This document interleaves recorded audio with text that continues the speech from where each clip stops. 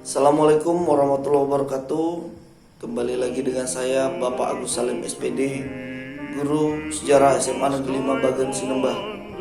Ya, pada video kali ini kita akan membahas makna proklamasi dalam bidang pendidikan bagi bangsa Indonesia.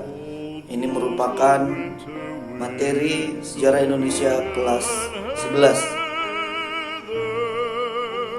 Dalam rumusan pembukaan Undang-Undang Dasar 1945, bangsa Indonesia telah berkomitmen untuk mencerdaskan kehidupan bangsa.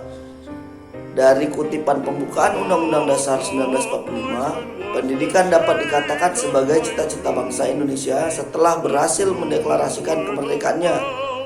Gagasan untuk menjadikan pendidikan sebagai cita-cita luhur bangsa Indonesia tersebut berasal dari Presiden Soekarno jauh sebelum proklamasi kemerdekaan dibacakan.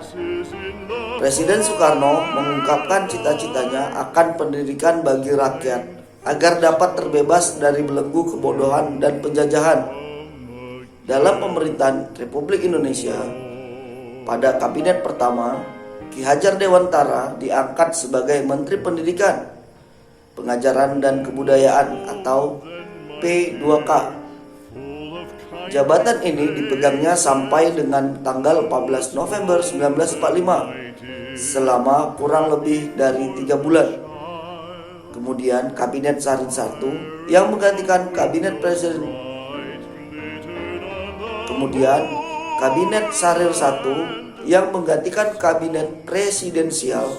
Jabatan Menteri P2K dipegang oleh Mr.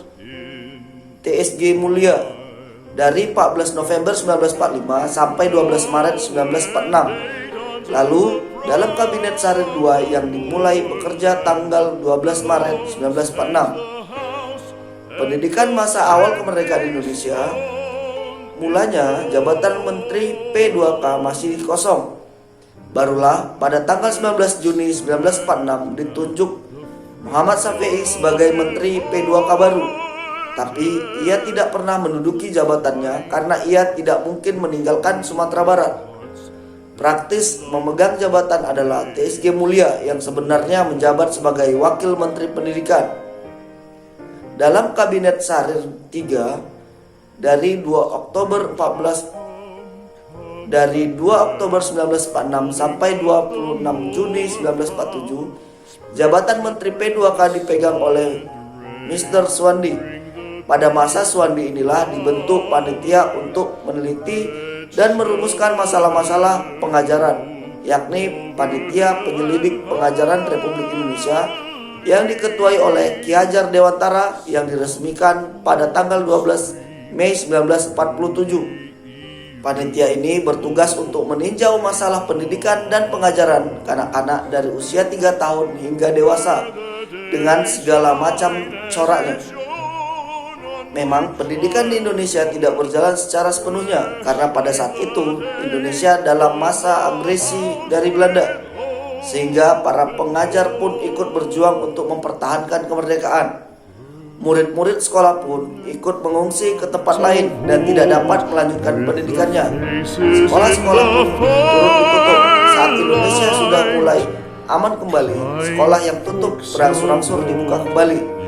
Sekolah-sekolah di Indonesia kembali normal setelah perang kemerdekaan berakhir pada akhir 1949. Ya, demikianlah video pembelajaran mengenai makna proklamasi dalam bidang pendidikan bagi bangsa Indonesia.